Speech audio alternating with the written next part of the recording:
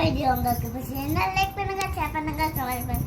மறக்காம கோகிலா கிச்சனுக்கு சப்ஸ்கிரைப் பண்ணுங்க. தேங்க்யூ, வணக்கம்.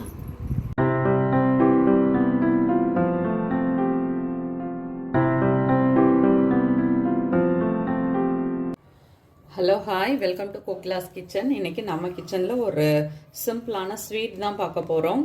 ஒரு 5 மினிட்ஸில் செய்யக்கூடியது. வாங்க எப்படி செய்கிறதுன்னு பார்க்கலாம். ஃபஸ்ட்டு மிக்ஸி ஜார் எடுத்து வச்சுக்கோங்க.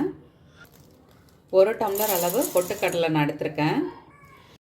இப்போது இது கூட நான் எடுத்துருக்கிறது வந்து கடி சக்கர். இங்கே நார்த்தில் வந்து இது கிடைக்கும். இது கிடைக்கலன்னா நம்ம ஊரில் கிடைக்குமான்றது தெரியல. அப்படி இல்லைன்னா நம்ம வந்து ஒன்று கற்கண்டு, அப்படி இல்லாட்டி நம்ம நார்மல் சுகர் கூட சேர்த்துக்கலாம். இந்த கடி சக்கர் வந்து உடம்பு குளிர்ச்சிக்காக சாப்பிட்றது. நான் ஏற்கனவே நம்ம சேனலில் சோம்பு கூட இதை எப்படி சாப்பிட்டா உடம்பு ஃபுல்லாக குளிர்ச்சி ஆகுன்ற வீடியோ போட்டிருக்கேன். நம்ம ஊரில் கிடைக்காது தான், ஜஸ்ட்டு தெரிஞ்சுக்கலான்னு நினச்சிங்கன்னா வீடியோ செக் பண்ணி பாருங்கள். இப்போ வந்துட்டு இது நமக்கு தேவையான அளவு ஸ்வீட்டுக்கு நான் நல்லா உடச்சி இந்த பொட்டுக்கடலையோடு சேர்த்துக்கிட்டேன். இப்போ வந்துட்டு 1 ஸ்பூன் அளவு பால் பவுடர், அடுத்து ஒரு 5-6 முந்திரி, 5-6 பாதாம், 2 ஏலக்காய் இதெல்லாம் சேர்த்து இப்போ வந்து நல்லா நைஸாக மிக்சியில் அரைச்சி எடுத்துகிட்டு வந்துடலாம். உங்ககிட்ட என்ன நட்ஸ் இருக்குதோ அந்த நட்ஸ் எது வேணாலும் சேர்த்துக்கோங்க.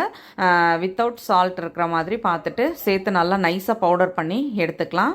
இப்போது பவுடர் நல்லா ஆனதுக்கப்புறம் ஒரு பாத்திரத்தில் இந்த அரைச்ச பவுடர் எல்லாம் சேர்த்துக்கலாம். சேர்த்துட்டு நம்ம வந்து நல்லா காய்ச்சின பாலை வந்துட்டு 1 குழிக்கரண்டி அளவு மட்டும் அதில் வந்து நான் சேர்த்துருக்கேன். நீங்கள் வந்து ஸ்பூனால் வந்து அந்த பால் எல்லாமே சேர்த்துக்கோங்க. ஏன்னா ஸ்பூனால் சேர்த்தா தான் உங்களுக்கு கரெக்டாக இருக்கும். ஏன்னா எனக்கு வந்து எவ்வளோ அளவுன்னு திட்டம் தெரியும். உங்களுக்கு வந்து ஏன்னா நான் ஊற்றுற மாதிரி கரண்டியில் ஊற்றுனீங்கன்னா உங்களுக்கு வந்து ஃபெயிலியர் ஆகிடும். ஏன் சொல்கிறேன்னா இது வந்து அந்த சூட்டில் சுகரில் படும் பொழுது ரொம்ப இலகி போயிடும் மாவு. அதனால் டீஸ்பூனில் ஊற்றுங்க. இப்போது நம்ம வந்துட்டு அதே கரண்டியை வச்சு இதை நல்லா கிளறி விடலாம். கிளறிட்டு மாவு மாதிரி நல்லா பிசைஞ்சிக்கலாம். இப்போது ஒரே ஒரு ட்ராப் நெய் சேர்த்து எந்த பிளேட்டில் நம்ம வந்து இதை செட் பண்ண போகிறோமோ அதே பிளேட்டில் நம்ம ஒரு ட்ராப் நெய் போட்டு அப்படியே இந்த மாவையும் அதில் போட்டுட்டு நல்லா அதில் ப்ரெஸ் பண்ணி விட்டுட்டு நம்மள்ட்ட இருக்கிற நட்ஸ் மேலே வந்துட்டு எதுனாலும் நம்ம தூவிக்கலாம். இப்போ வந்து நான் பாதாம் வச்சுருந்தேன், அதனால் பாதாம் எல்லாத்தையும் அது மேலே அப்படியே துருவி போட்டுட்டு இப்போ நம்ம கத்தி வச்சு அழகாக கட் பண்ணிக்கலாம். இதுக்கு பாகுபதம், இது வந்து கிண்டணும் கொல்லணும் எதுவுமே கிடையாது. ஜஸ்ட் இது மட்டும்தான். இப்போ பாருங்கள் நல்லா சாஃப்டாக வரும். கட் பண்ணுறதுக்கு நம்ம டைமெல்லாம் விடணும்னு அவசியமே கிடையாது. நான் எதுக்கு திருப்பி திருப்பி சொன்னேன்னா, ஏன்னா நான் அதை மாதிரி பால் நிறைய சேர்த்துட்டு இலகி போய் நான் நிறைய ஃபெயிலியர் பண்ணியிருக்கேன். அதனால தான் நீங்கள் வந்து ஸ்டார்டிங்லேருந்து செய்யும் பொழுதே டீஸ்பூனில் ஊற்றி பழகுனீங்கன்னா உங்களுக்கு வந்து கரெக்டாக இருக்குன்றதுக்காக சொன்னேன்.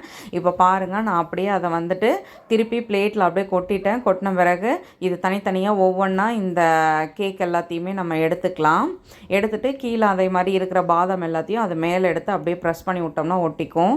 ரொம்ப சிம்பிளாக இருக்கும். என்றைக்காவது நமக்கு வந்து அந்த ஸ்வீட் சாப்பிட்டே ஆகணுன்ற அந்த கிரேவிங் தோணும் பாருங்கள். அந்த சமயத்தில் இந்த மாதிரி நீங்கள் ட்ரை பண்ணி பாருங்கள். இது வந்து உங்களுக்கு நல்ல ஒரு பெஸ்ட் ஆப்ஷனாக இருக்கும். நீங்கள் ட்ரை பண்ணிங்கன்னா கட்டாயமாக சொல்லுவீங்க ரொம்ப நல்லாயிருக்கு அப்படின்னு சொல்லிட்டு. சூப்பரான நம்மளோட பொட்டுக்கடலை ஸ்வீட் ரெடி ஆகிட்டு நீங்களும் வீட்டில் ட்ரை பண்ணி பாருங்கள். பிடிச்சிருந்துச்சுன்னா மறக்காமல் ஃப்ரெண்ட்ஸ் அண்ட் ஃபேமிலிக்கு ஷேர் பண்ணுங்கள். ஷேர் பண்ணுறதோட மட்டும் இல்லாமல் வீடியோ பிடிச்சா லைக் பண்ண மறந்துடாதீங்க. இங்கே பாருங்கள் அது எவ்வளோ சாஃப்டாக அழகாக உடையுதுன்னு சொல்லிட்டு சூப்பராக இருக்கும். ட்ரை பண்ணிவிட்டு கட்டாயமாக சொல்லுங்கள். தேங்க்யூ.